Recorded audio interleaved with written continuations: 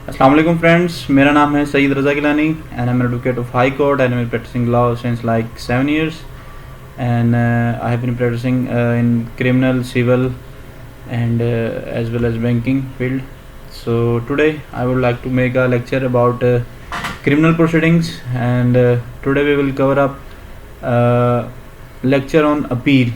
आज का हमारा जो लेक्चर है वो बेसिकली अपील के ऊपर होगा, फौजदारी अपील, क्रिमिनल अपील।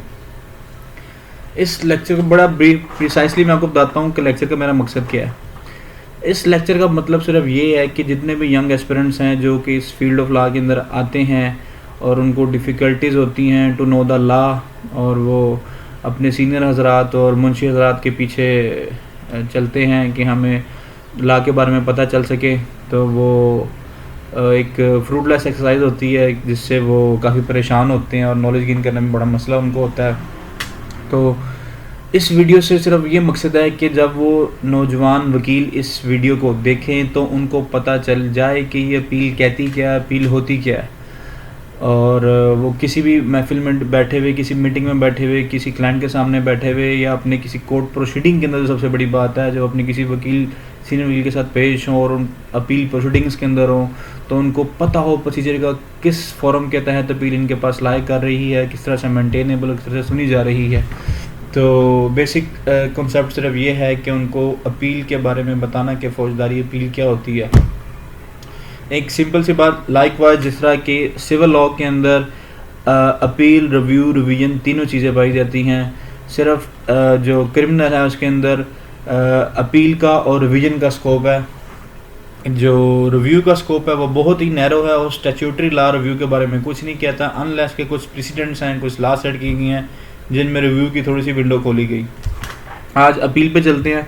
अपील में पहले मैं आपको जनरल व्यू दूंगा, फिर कुछ एक्सेप्शन है वो बताऊंगा, फिर एंड पे जो हम डिटेल में चीज़ों को समझेंगे वो 417, 426 और 423 को भी थोड़ा सा समझ लेंगे। जो मेंस के अंदर सेक्शन है वो 417 अपील अगेंस्ट एक्विटल और 426 सस्पेंशन की है। आज शुरू करते हैं इसको 408 से, ठीक है। 408 में सीक्वेंस में लेके जाते हैं। 408 में वो ये बताता है कि एक मैजिस्ट्रेट जो है जब वो ट्रायल स्टार्ट करता है और जब वो ट्रायल को कंक्लूड करता है इन कन्विक्शन, यानी कि जब उसमें कन्विक्शन हो, उस कन्विक्शन की अपील लाई करेगी सेशन कोर्ट में, सेशन जज के पास। ठीक हो गया, सिंपल रूल। जब मैजिस्ट्रेट अपने ट्रायल के अंदर सजा करते हुए कन्विक्शन कर दे तो उस कन्विक्शन के खिलाफ अपील लाई करेगी to the court of session. उसके बाद आ जाते हैं हम एक्सेप्शन में। इसकी एक्सेप्शन, इस सेक्शन में एक्सेप्शन वो ये कहता है कि अगर मैजिस्ट्रेट 4 साल से ऊपर की सज़ा देता है, 4 साल से ऊपर की कन्विक्शन करता है, तो उसकी अपील लाई करेगी हाई कोर्ट में। और अगर मैजिस्ट्रेट ट्रायल में 124A के तहत सज़ा देता है, PPC 124A, सेडेशन यानी गद्दारी, तो उसकी अपील भी लाई करेगी हाई कोर्ट में। ये 2 एक्सेप्शंस हैं। इन एक्सेप्शंस के दौरान अपील लाई करेगी हाई कोर्ट में, otherwise appeal shall lie to the court of session. उसके बाद 409 मैंने बताया कि अपील बिफोर सेशन जज हाउ हर्ड, किस तरह से सुनी जाती है। प्रोविंशियल गवर्नमेंट रद्द करती है कि सेशन जज सुनेगा, कि सेशन जज इख्तियारात देता है, जो आजकल हम प्रैक्टिस में देखते हैं, जो होता है प्रैक्टिकली कि सेशन जज के पास एक अपील मार्क होती है, वो आगे से एडिशनल को देता है, एडिशनल को सुनता है। फिर उसके बाद उसने इसमें लिखा हुआ असिस्टेंट सेशन जज के हवाले से, क्योंकि असिस्टेंट सेशन जज को भी इख्तियारात होते थे पहले अपील सुनने के, तो इसमें वो ये बता रहा है कि अब नहीं होते हैं। असिस्टेंट सेशन जज हम अपनी फील्ड में कहीं पे भी नहीं देखते हैं। असिस्टेंट सेशन जज जो है वो मैजिस्ट्रेट ऑफ 2nd क्लास और मैजिस्ट्रेट ऑफ 3rd क्लास के जो फैसले होंगे उनके ऊपर अपील सुन सकता है, अदरवाइज नहीं। उसके बाद आता है जी सेक्शन 410। 410 में वो ये बताता है कि जो सेशन कोर्ट में ट्रायल हुआ है और उसमें जो कन्विक्शन हुई है और उस कन्विक्शन के ऊपर appeal shall lie to the high court. ठीक हो गया, 2 बातें बड़ी सिंपल होगी। 408 में हमने मैजिस्ट्रेट के डिसीजन पे अपील देख ली कन्विक्शन की, और 410 के अंदर हमने सेशन कोर्ट के जो ट्रायल हेल्ड हुआ उसकी कन्विक्शन के ऊपर अपील देख ली, वो लाई करेगी हाई कोर्ट में। उसके बाद आता है 411A। 411 में वो ये बताता है कि अगर high court originally trial held करे, यानी कि हाई कोर्ट ही ट्रायल स्टार्ट करे, ठीक हो गया। अमूमन इस तरह से होता नहीं है, क्योंकि हाई कोर्ट इस वक्त जो है एपिलेट कोर्ट है, कॉन्स्टिट्यूशनल कोर्ट्स हैं, पर हाई कोर्ट को उन्होंने ये इख्तियार भी दिया कि हाई कोर्ट अपनी ओरिजिनल जुडिशन को इस्तेमाल करते हुए ट्रायल खुद ही जो है उस समाप्त कर सकता है, उसकी कॉग्निजेंस ले सकता है, और कॉग्निजेंस लेने के बाद उसको कंक्लूड कर सकता है। कहता है अगर तो हाई कोर्ट ट्रायल हेल्ड करे और उसमें कन्विक्शन हो जाए तो हाई कोर्ट का जो अपील है उसकी लाई करेगी DB पे, डिवीजन बेंच। ऑफ जजेस ऑफ 2 और मोर विच विल कंसिस्ट ऑफ 2 और मोर जजेस। तो हाई कोर्ट अगर ओरिजिनल जुडिक्शन में ट्रायल हेल्ड करता है, उसमें कन्विक्शन करता है, उसकी अपील लाई करेगी डीबी पे। उसमें मजीद उसमें ये बताया हुआ कि हाई कोर्ट में अपील जो है उसमें point of law, mix question of law and fact, और जो जज है जिसने डिसीजन पास किया है वो सर्टिफाई कर दे that is the fit case for appeal, तो उस सूरत में उसमें अपील लाई करेगी विल लीव टू अपील। ये हो गया 411A। अब 412 से लेके जो 415 है उसके अंदर मैं आपको बताऊंगा वो केसेस जिसके अंदर अपील बार्ड है, यानी कि जिसमें अपील लाई नहीं करती, और इन्हीं के अंदर जो 415 है 415A है उसमें मैं आपको बताऊंगा कि एक्सेप्शंस, इसी की एक्सेप्शंस। तो 412 हमारा ये कहता है कि कहते हैं इसको वेयर अक्यूज प्लीड गिल्टी, जब इसका चार्ज फ्रेम हो रहा है और अक्यूज कहते हैं कि आई प्लीड गिल्टी कि मैंने ये जुर्म किया है, मेरे से ये जुर्म सरजद हुआ है, तो उस पर कोई अपील लाई नहीं करेगी except the legality of sentence. Legality of sentence की मुराद कुछ इस तरह से है, जिस तरह magistrate of the first class है उसके पास 3 साल तक सजा देने का इख्तियार है, अगर वो अपने इख्तियार से तजावज़ करता हुआ आपको 4 साल की सजा दे देता है तो ये लीगैलिटी ऑफ सेंटेंस के जुमरे में आती है, तो लिहाजा इस वजह से उसको अपील का राइट है। ठीक है, लीगैलिटी ऑफ सेंटेंस के ऊपर वो अपील कर सकता है। उसके बाद हम आगे आ जाते हैं क्या कहते हैं समरी ट्रायल नहीं। उसके बाद 413 में वो ये बताता है कि अगर तो हाई कोर्ट एक सज़ा पास करती है, सेंटेंस अवार्ड करती है जो कि 6 माह से ज़्यादा नहीं है, या जिसका फाइन भी क्योंकि एक पनिशमेंट होती है, फाइन 200 से ज़्यादा नहीं है, तो उसमें अपील लाई नहीं करेगी। हाई कोर्ट ने एक सज़ा पास की है जिसकी मियाद 6 माह से ज़्यादा नहीं है और फाइन जो है वो 200 से ज़्यादा नहीं है, तो उस पर अपील लाई नहीं करेगी। इसी तरह सेशन कोर्ट है, सेशन कोर्ट अगर एक सज़ा करती है, देती है, सेंटेंस अवार्ड करती है जिसकी मियाद जो है 1 माह से ज़्यादा नहीं है और उसका जुर्माना 50 रुपये से ज़्यादा नहीं है, तो उस पर भी कोई अपील लाई नहीं करेगी।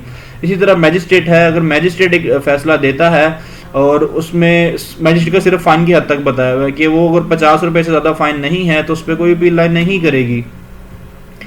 और इसके बाद है जी समरी ट्रायल्स 414 में वो ये बताता है कि मैजिस्ट्रेट अगर समरीली ट्रायल को हेल्ड कर रहा है, मैजिस्ट्रेट समरीली ट्रायल को हेल्ड कर रहा है और वो क्या कहते हैं उसको, उसमें उसका जो फाइन है उसकी अमाउंट जो है 2000 रुपये से ज़्यादा नहीं है, तो उस पर भी कोई अपील लाई नहीं करेगी। उसके बाद सर हम देख लेते हैं 414A। 414A में वो स्पेसिफिकली जो सेक्शन 14A CRPC के तहत बेंच कॉन्स्टिट्यूट किए जाते हैं और एग्जेक्टिव मैजिस्ट्रेट बनाए जाते हैं उनके बारे में बताना चाह रहा है, जिसमें से उसने प्राइस कंट्रोल के हवाले से बताया कि जो प्राइस कंट्रोल के लिए मैजिस्ट्रेट मुकर्रर किए जाते हैं, जिनको एग्जेक्टिव इख्तियार दिए जाते हैं, वो बताता है अगर वो 5000 से ऊपर उसकी सेंटेंस जो उसको इम्प्रिजनमेंट फाइन की सेंटेंस देता है वो 5000 से सीट नहीं करती, तो उस पर भी कोई अपील लाई नहीं करती। जैसा 412, 413, 414, 414A वो ऑफेंसेस हैं जिन पे कोई अपील लाई नहीं करती है। अब इसके बाद चलते हैं इसकी एक्सेप्शंस की तरफ।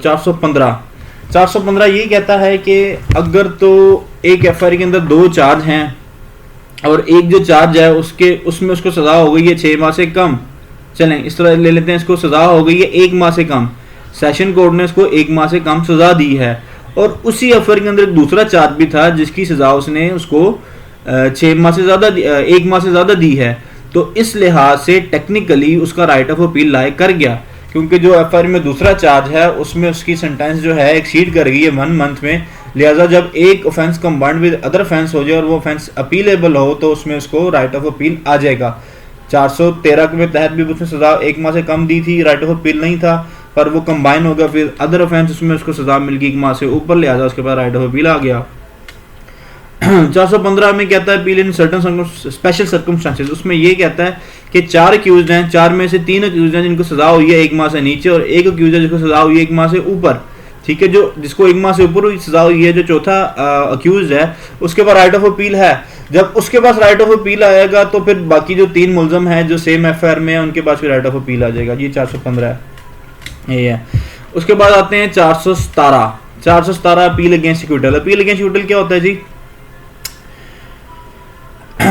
एक मुलजम FIR के अंदर जो है वो क्विट हो गया, बरी हो गया, और मदई पार्टी जो है अब उसको वो ग्रीव्ड है, उसको ग्रीवेंस है, तो वो जारी बात है अपील में जाएगी। किसके खिलाफ जाएगी? एक्विटल के खिलाफ, अपील अगेंस्ट एक्विटल। अब एक बात आपने याद रखनी, जब भी कहीं पे भी वर्ड आए अपील अगेंस्ट एक्विटल, आपने ये चीज ध्यान में रख लेनी है कि appeal against acquittal in any case shall lie to the high court. In any case से मुराद अगर वो सेशन कोर्ट ने रीजनल जुरिसडिक्शन में ट्रायल हेल्ड किया है और उसने मुलजमान को बरी कर दिया तो उसकी अपील लाई करेगी हाई कोर्ट ने। अगर मैजिस्ट्रेट ने अपनी रीजनल जुरिस्डिक्शन में ट्रायल हेल्ड किया और उसमें उसने क्विट कर दिया तो उसकी अपील भी लाई करेगी हाई कोर्ट में। पीछे हमने पढ़ा था कन्विक्शन में, अगर मैजिस्ट्रेट के पास कन्विक्शन होती है तो सेशन जज के पास जाएगा, सेशन कोर्ट में जाएगा। अब इसमें वो डिफरेंट बात कर रहा है, ऑपोजिट बात कर रहा है कि अगर मैजिस्ट्रेट ने ट्रायल हेल्ड किया उसमें कन्विक्शन के बजाय उसने क्विटल कर दी, अब क्विटल होगी तो डायरेक्ट केस जाएगा हाई कोर्ट में, यानी कि अपील अगेंस्ट क्विटल में जो केस है वो हाई कोर्ट जाएगा। अब इसी के सबसेक्शन में आगे वो बात करता था कंप्लेंट की। अब मैं आपको बताऊं दो केसेस होते हैं जिसमें कोर्ट कोग्निजेंस रहती है 3 तरीकों से 190 के तहत। उसमें से 2 ये हैं कि चलान केस के तहत कोग्निजेंस ली जाती है और कंप्लेंट केस के तहत कोग्निजेंस ली जाती है। चलान केस जो हमारा एफआईआर केस होता है जिसमें इन्वेस्टिगेशन होकर चलान जमा होता है उसके तहत फिर आगे सारी प्रोसीडिंग चलती है। इसी तरह कंप्लेंट केस भी होता है जिसको इस्तगासा कहते हैं इन अदर लैंग्वेज।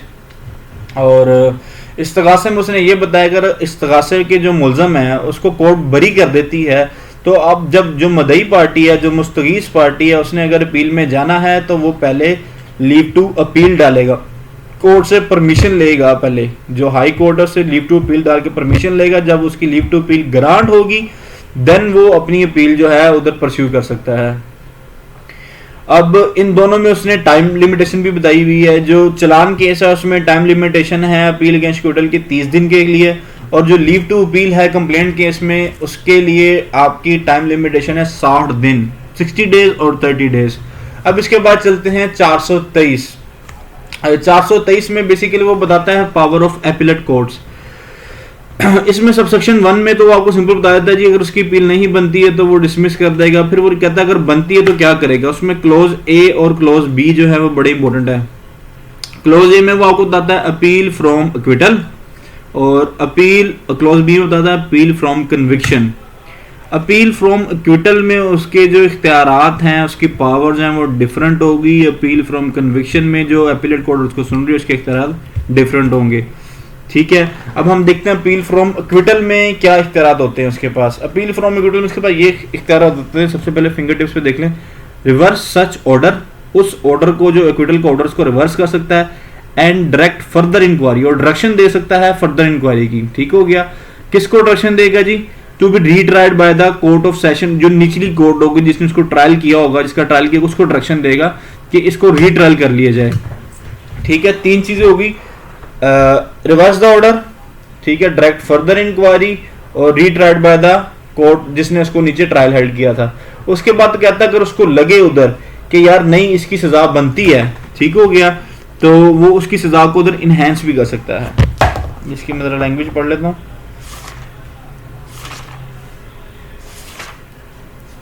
हाँ जी, ये लिखा हुआ find him guilty and pass a sentence according to law. अगर वो देखिए जी उस प्रोसीडिंग के अंदर अपील फ्रॉम एक्विटल के अंदर देखिए जी कि नहीं जी गिल्टी है, ठीक है, पास सेंटेंस अकॉर्डिंग टू लॉ, उसकी सजा को बरकरार रखते हुए उसको सेंटेंस दे देगा अकॉर्डिंग टू लॉ। ठीक हो गया, यानी कि क्विटल के अंदर जब वो आया अपील फ्रॉम क्विटल, नहीं जी इसको इसके वो क्विटल के खिलाफ आए ना, जो मदई पार्टी इसकी क्विटल के खिलाफ आए, उसने देखा जी नहीं जी कहते हैं इसका क्विटल नहीं बनता था, इसको सजा देनी चाहिए थी, यानी कि उसने उसको गिल्टी फाइंड कर लिया।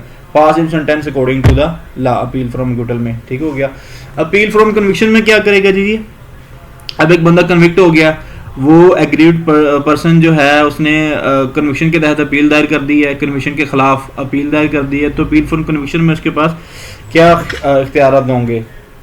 अपील फ्रॉम कन्विक्शन में वो सबसे पहले क्या करता है जी, रिवर्स द फाइंडिंग जो हैं, जो निचली कोर्ट की फाइंडिंग्स हैं, जिसने ट्रायल हेल्ड किया उसमें जो फाइंडिंग आई है उसको रिवर्स कर देगा, और अक्यूज को एक्विट और डिस्चार्ज करने के इख्तियारात भी उसके पास हैं। ठीक है, उसके बाद कहता है जी और फिर इसको कर देगा रीट्रायल कर देगा to the court of competent jurisdiction, कि इसका दोबारा से रीट्रायल किया जाए। ठीक हो गया। फिर क्या कर सकता है जी, उसकी अल्टर द फाइंडिंग कर देगा, उसकी जो फाइंडिंग है, जो निचली कोर्ट की फाइंडिंग उसको अल्टर भी कर सकता है, और उसको अल्टर करने के बावजूद भी जो निचली सेंटेंस है, जो सजा है, उसको बरकरार रख सकता है।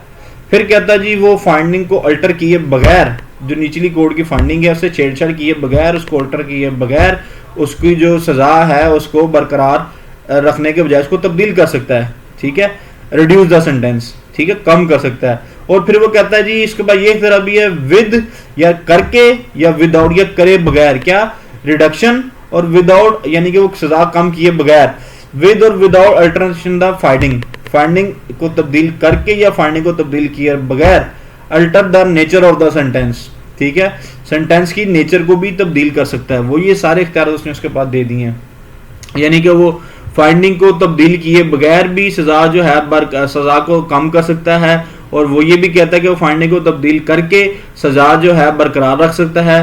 फिर वो आपको ये कहता है जी विदाउट रिडक्शन, सजा कम किए बगैर, और without alter the finding, alter the nature of the sentence, के सेंटेंस की जो नोयत है वही तब्दील कर दे। क्लॉज सी में बताता है an appeal from other order alter reverse such order.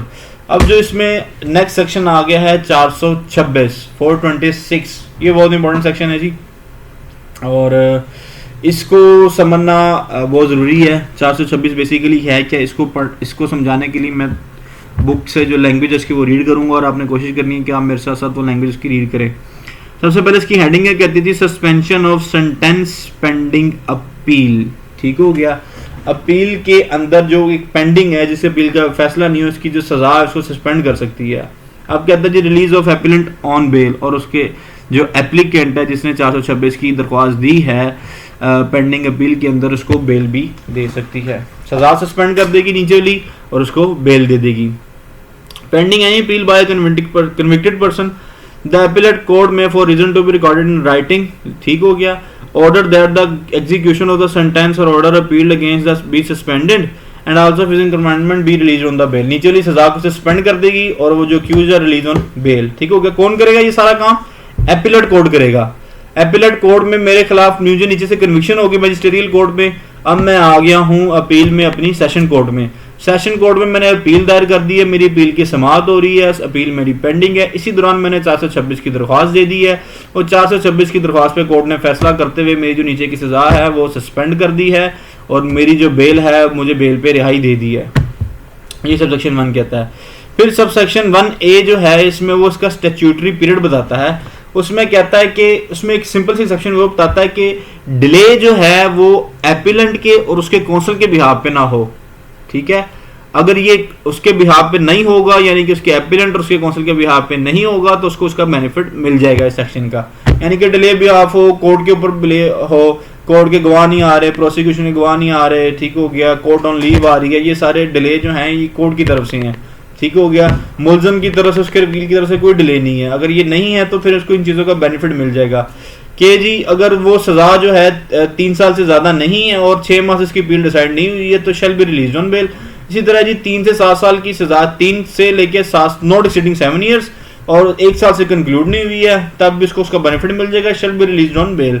फिर वो कहता है सजा जो एक्सीडिंग 7 ईयर्स है, ठीक है, and not decided to 2 years और 7 साल से ज्यादा सजा है उसकी और 2 साल से डिसाइड नहीं हुई है तो स्टैट्यूटरी पीरियड के हिसाब से उसको जी इसका बेनिफिट मिल जाएगा and shall be release on bail. नीचे इसकी प्रोवाइजर बताता है जी जो प्रीवियसली कन्विक्टेड हो, hard and fast criminal law, उसके हवाले से बताता है।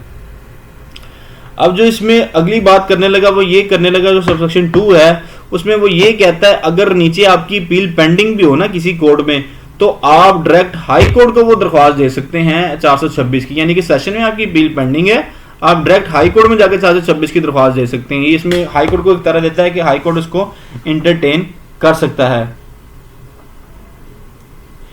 इसमें above section give power to high court to suspend the sentence in a case in which appeal is pending before lower appellate court। ये कहीं लिख लीजिएगा इसी सेक्शन के साथ ना, ये लैंग्वेज लिख लीजिएगा क्योंकि मैंने भी रिसर्च करके लिखी थी केस लॉ से, PLT 1997 लाहौर 172, तो आप भी ये लिख लें, इसको अंडरस्टैंड करने में बड़ी आसानी होगी आपको।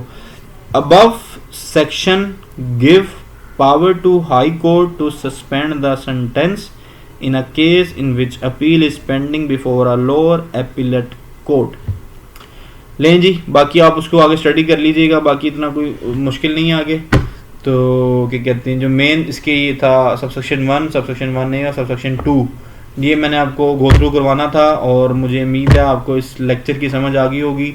और बाय दिस लेक्चर आप अगर इसको 1-2 बार दफ़ा सुनेंगे और इसके कोई नोट्स बना लेंगे और सामने बेयर एक्ट को रख के या मेजर एक्ट को रख के इसको जो मैंने आपको स्टडी करवाया उसके साथ गो थ्रू करेंगे तो अपील का कॉन्सेप्ट आपके जहन से बाहर नहीं है। आपको अपील के बारे में क्लियर कट पता चल जाएगा कि अपील है क्या, अपील का फॉर्म क्या है, और किन केसेस में अपील होती है, किन केसेस में अपील नहीं होती, सस्पेंशन ऑफ सेंटेंस और रिलीज ऑफ बेल 426 की एप्लीकेशन बेसिकली है क्या, और फिर एपिलेट कोर्ट्स के इख्तियारात क्या हैं, एपिलेट कोर्ट जो है अपने इख्तियारात कैसे इस्तेमाल कर सकती है, कन्विक्शन में, अपील फ्रॉम कन्विक्शन में किस तरह से इस्तेमाल कर सकती है, अपील फ्रॉम एक्विटल में किस तरह से इस्तेमाल कर सकती है।